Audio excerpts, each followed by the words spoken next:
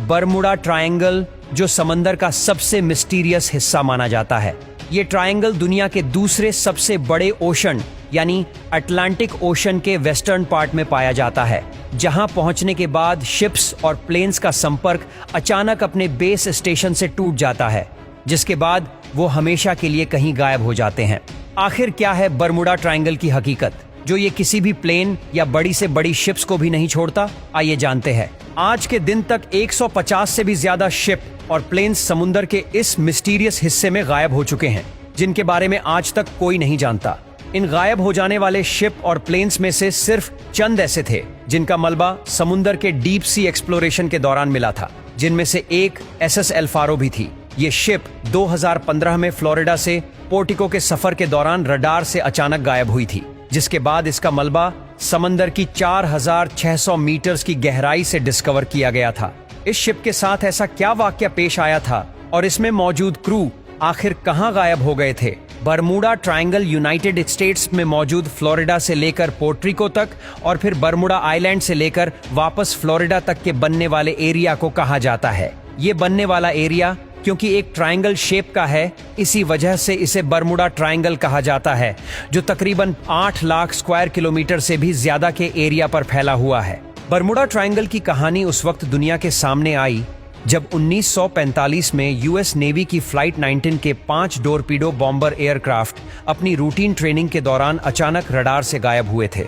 इस फ्लाइट में 14 crew members मौजूद थे, जिन्हें ढूंढने के लिए कुछ टाइम बाद ही एक मरीन सर्च एयरक्राफ्ट भी उसी इलाके में भेजा गया था।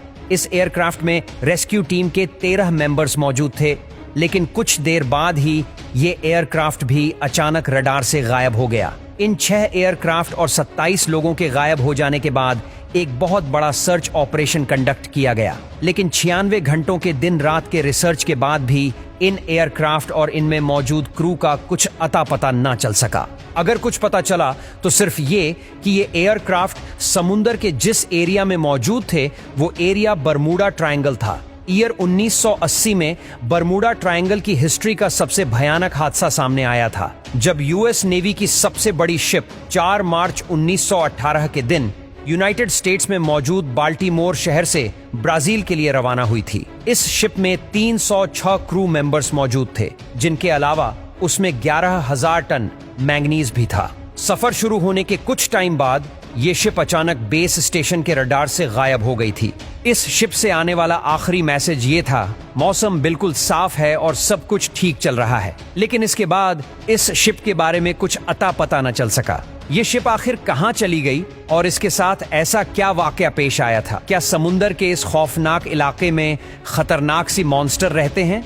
इसके अलावा 1881 में एलन ऑस्टिन नामी एक शिप, जो कि बरमुडा ट्रायंगल के रास्ते लंदन से न्यूयॉर्क का सफर कर रही थी, उसे रास्ते में एक शिप नजर आई। एलन ऑस्टिन शिप के कैप्टन ने जब इस शिप के अंदर जाकर रिसर्च की तो ये शिप बिल्कुल ठीक हालत में मौजूद थी और इसमें मौजूद सामान भी बिल्कुल सही सलामत था। लेकिन हैरान करने वाली बात ये थी कि इसमें कोई इंसान मौजूद नहीं था। एलन ऑस्टिन शिप के कैप्टन ने अपनी शिप के कुछ क्रू मेंबर्स को इस शिप पर शिफ्ट किया ताकि वो इसे अपने साथ ले जा सके।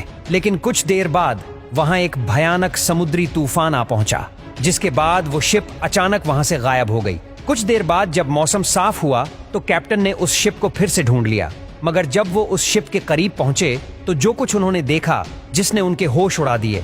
ये शिप फिर से बिल्कुल खाली थी और इसमें मौजूद क्रू फिर से कहीं गायब हो गया था, जिनका कहीं नामो निशान ना मिल सका और ये हादसा एक मिस्ट्री बनकर रह गया।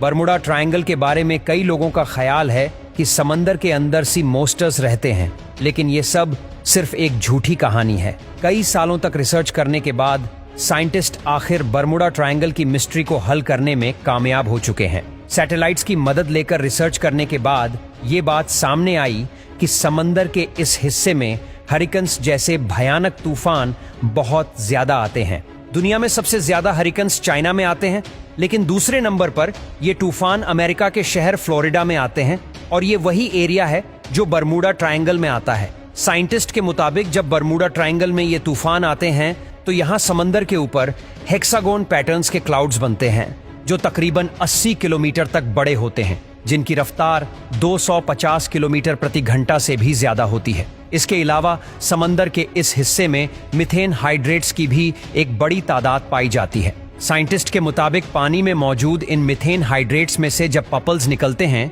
तो वो पानी की डेंसिटी को कम कर देते हैं, जिसकी वजह से इनके ऊपर से गुजरने वाली बड़ी से बड़ी शिप ना चाहते हुए भी समंदर के अंदर डूब जाती है।